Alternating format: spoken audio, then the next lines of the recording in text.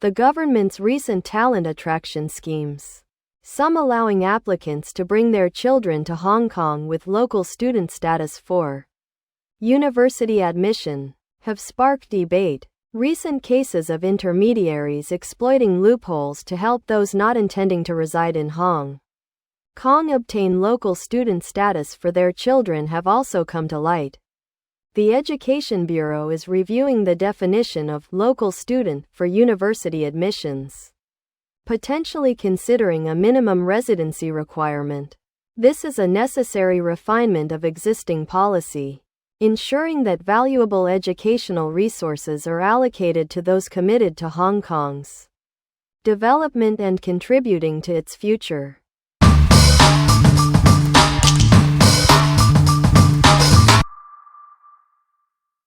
Currently, dependents under the talent scheme who arrive in Hong Kong as minors can enroll in universities as local students. A legislator has raised concerns that altering the definition to include residency requirements might create legal risks.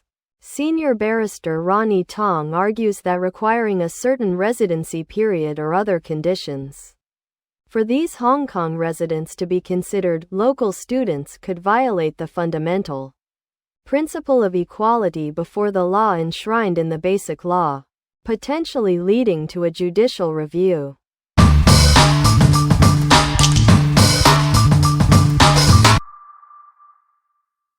The Education Bureau announced it will review the definition of local students in university admissions, referencing policies in the UK and Singapore. The UK categorizes tuition fees as either home or overseas, requiring UK citizens to have ordinarily resided there for 3 years prior to enrollment to qualify for lower domestic fees. Singapore offers varying levels of tuition subsidies based on student status, mandating a 3-year post-graduation work commitment in Singapore for permanent residents and international students receiving subsidies.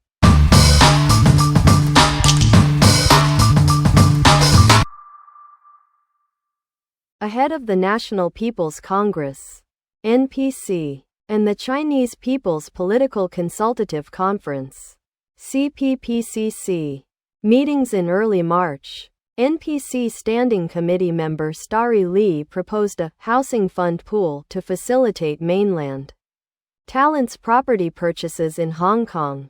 This would utilize a mechanism similar to the Mutual Market Access scheme, allowing residents of both sides to purchase property directly through remittances. Southbound funds would operate in a closed-loop system, restricting their use to Hong Kong property purchases and mandating repatriation of funds upon property sale to prevent capital flight.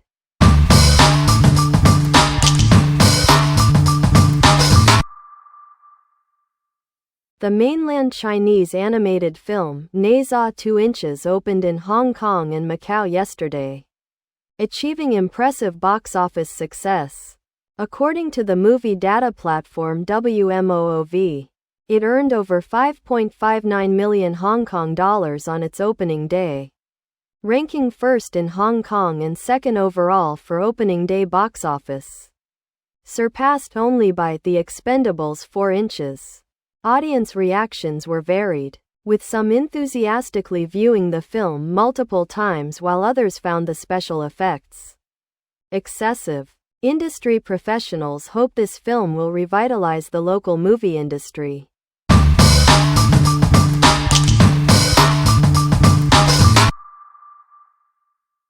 Hong Kong and Macau screenings of the mainland animated film Ne Zha 2 Inches began yesterday, with several pro-government legislators, community groups, and organizations sponsoring screenings offering discounted or free admission to the public.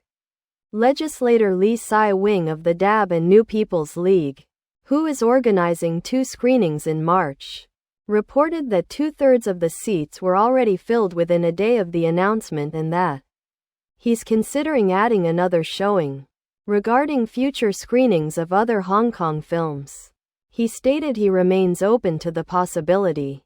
adding that community promotion will depend on broad public appeal, regardless of whether the film is from mainland China or Hong Kong.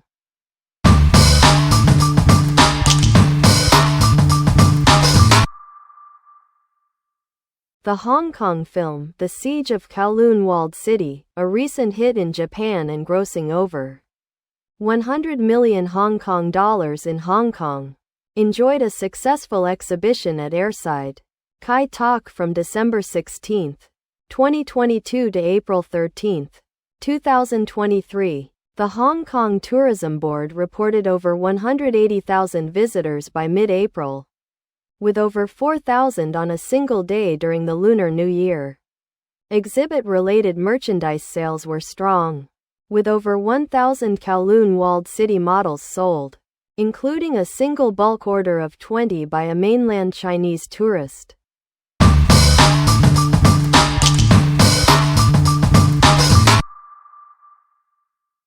Chief Executive John Lee recently described next month as a super march with a series of major events planned. The Secretary for Culture, Sports and Tourism, Kevin Young, stated that the 2025 visitor forecast will be released alongside the budget, projecting a higher number than last year's 45 million visitors given the numerous events scheduled.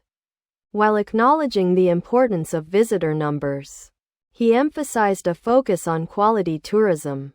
Furthermore, a review of the brand funding scheme is underway, with a possibility of reducing funding or offering only name sponsorship for projects with sufficient private sector investment. The current funding cap for brand projects is 15 million Hong Kong dollars.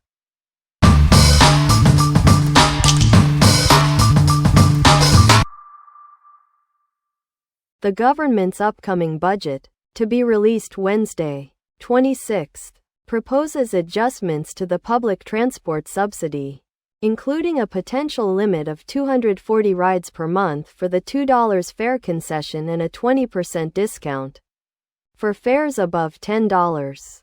While some have criticized the plan's limited cost-saving impact, the government maintains it is a fiscally responsible measure.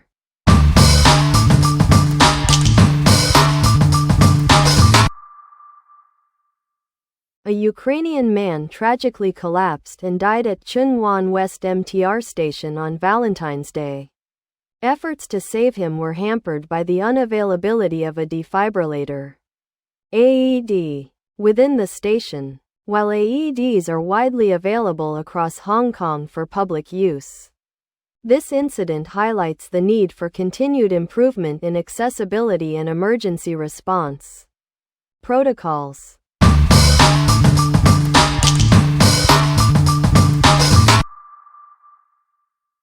Macau's government is investing approximately 295 million Macanese patakas in a new round of community consumption incentive scheme, partnering with the business community to boost local spending.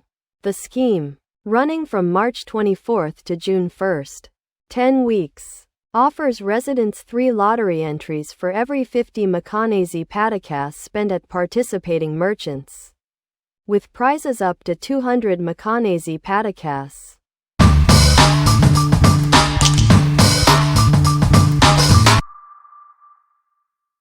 Following the success of 2015, the Guangdong Hong Kong Macau Lawyers Sports Meeting returned to Hong Kong, held over 4 days at the newly built Kai Tak Sports Park.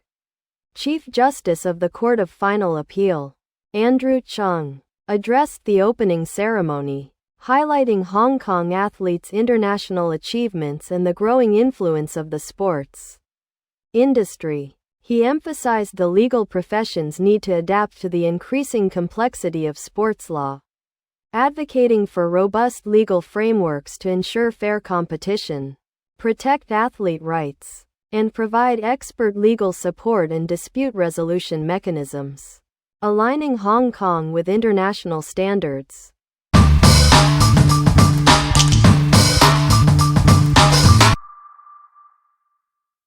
Historical records confirm the past presence of large felines such as tigers and leopards in Hong Kong, though they have since disappeared.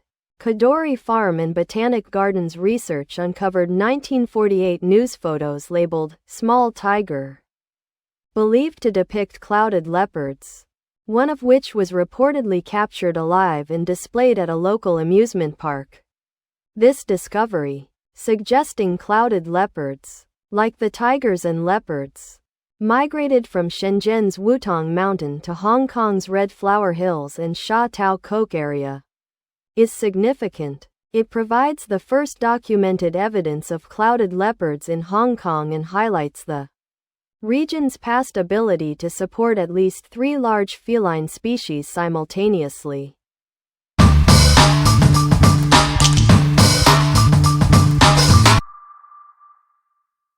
The clouded leopard, named for its unique, large cloud-like markings distinct from typical leopard spots, possesses the longest upper canines of any extant feline, earning it the moniker small saber-toothed cat.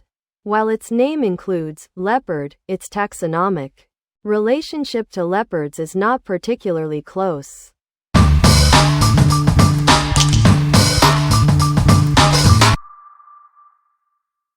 Nearly a year after the implementation of the National Security Law, former Basic Law Committee Vice Chairwoman Elsie Leung and Executive Council member Regina Ip argued that a clear understanding of national security education would demonstrate the law's purpose is not to suppress dissent.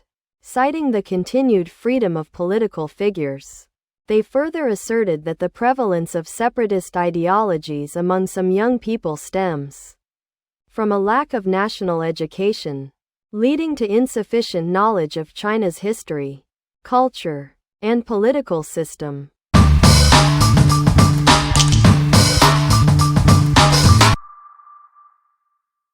The government will seek Legislative Council Finance Committee approval for funding totaling 207.6 billion Hong Kong dollars for crucial infrastructure projects, 140.651 billion Hong Kong dollars for the development of the second phase of Yuen Long South New Town, 71 hectares, encompassing land reclamation and essential infrastructure, with occupancy targeted for 2032, and 66.95 billion Hong Kong dollars for a new water treatment facility in Hung Shui Kio.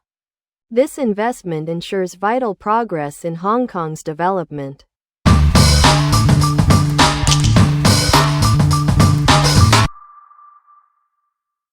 The Housing Authority's 2024 survey reveals decreased interest among public housing applicants in purchasing subsidized sale flats, with only 19% of general applicants and 31% of quota points system applicants expressing interest, down significantly from 2022.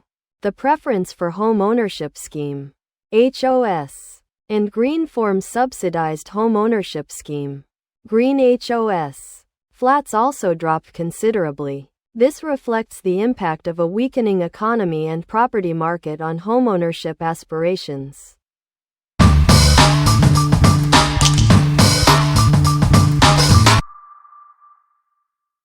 Hong Kong Correctional Services officers thwarted 2 attempts to smuggle drugs into correctional facilities over a 2-day period. A 28-year-old man, arrested on suspicion of trafficking dangerous drugs, was subjected to an X-ray body scan upon arrival at Lai Kai Kok Reception Center. Following the scan, officers suspected he had ingested drugs prior to his admission. He was placed under observation and subsequently excreted a package containing approximately 13 grams of suspected drugs. The case has been referred to the police for further investigation.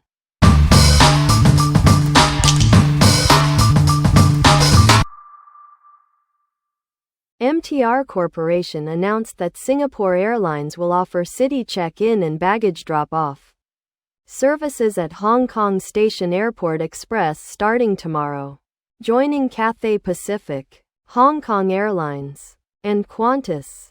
bringing the total to 4 airlines providing this service at the station.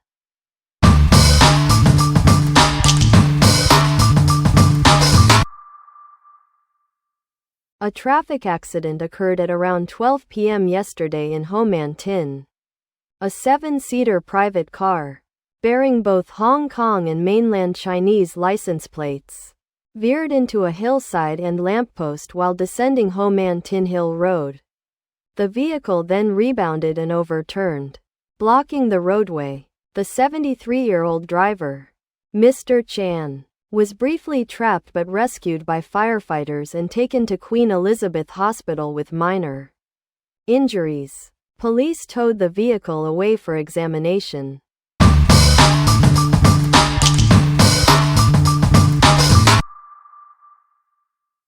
Germany's upcoming election, February 23, presents a critical juncture for Europe's largest economy. Faced with multiple crises, both domestic and international, Germany urgently requires strong political leadership. However, a fragmented political landscape, declining support for traditional parties, and the rise of extremist groups cloud the formation of a stable and effective government. This mirrors broader challenges across Europe: energy crises, economic stagnation, and political polarization threaten the continent's stability and highlight the need for decisive action.